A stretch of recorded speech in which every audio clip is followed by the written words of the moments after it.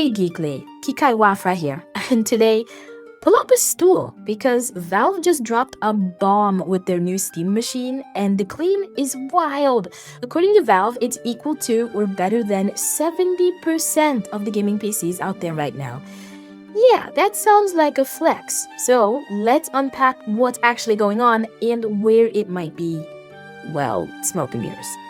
So here's the deal. Valve revealed a new cube-shaped mini PC, think console form PC guts. It's got a semi-custom AMD Zen 4 CPU, plus a semi-custom AMD GPU with RDNA 3 architecture, 28 compute units, and 8 GB of VRAM. It runs SteamOS, has options for 512 GB or 2 TB of storage, and is apparently built to be whisper quiet. According to Valve engineer Yazan Aldehayat, they looked at the Steam hardware survey, Valve's own data on what machines people use, and designed the machine to exceed or match around 70% of those rigs. On paper, they say can run every game on Steam, optimized via firmware and software tweaks for SteamOS.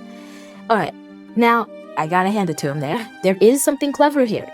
They're not aiming for a bleeding-edge, wallet-melting monster PC.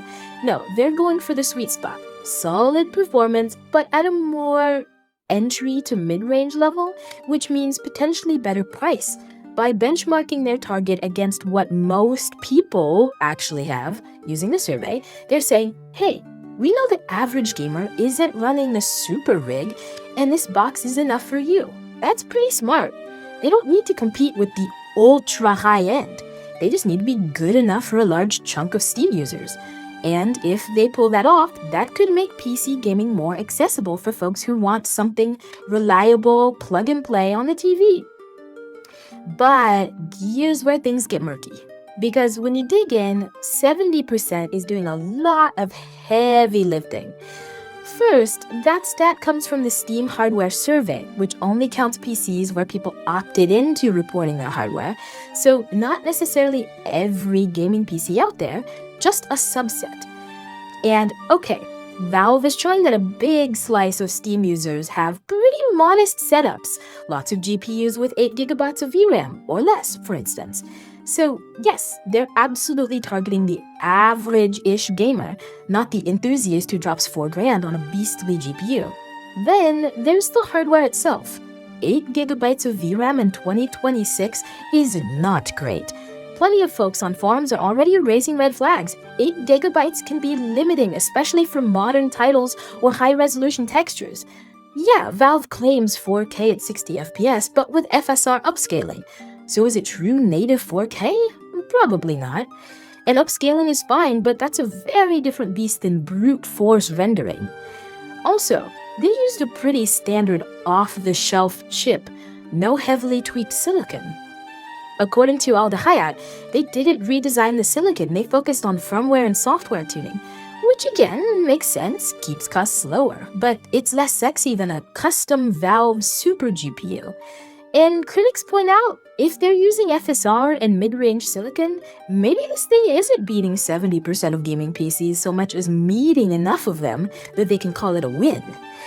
On top of that, the all games claim is a little vague. Sure, Valve says it can handle every game on Steam, but they don't mean max settings play beautifully. Or like, yes, this machine can launch the games, especially when you lean on upscaling.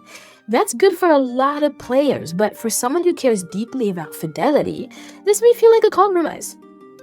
So here's my hot take, Geekly. Valve is being pretty honest. This is not a flagship PC beast. It's meant to serve the majority of Steam users who don't pay for bleeding-edge rigs. That's a legit value proposition, but the 70% figure? It's a marketing headline, not a magic number. It's technically correct under very specific conditions, and that's where the spin comes in. Anyway, I dropped the article in the description if you want to dig into the full interview. So tell me, is Valve's Steam machine a smart play to bring more people into accessible PC gaming? Or is it just a nice-sounding marketing number hiding real compromises? Let me know what you think. But did they actually dare? Click the link right now to see what I'm talking about. And that's the full debrief on the Steam Machine hype. If you got a kick out of this rant, smash that like button, subscribe, and drop your own take in the comments. I want to hear if you think Valve is for real or just spinning numbers. If you feel generous and want to buy me a coffee, the link is right below. For the next one, next-gen GPUs or retro throwbacks? What's your pick? I'll catch you on the next flash. This was Kikai Wafra for NewsGeekly.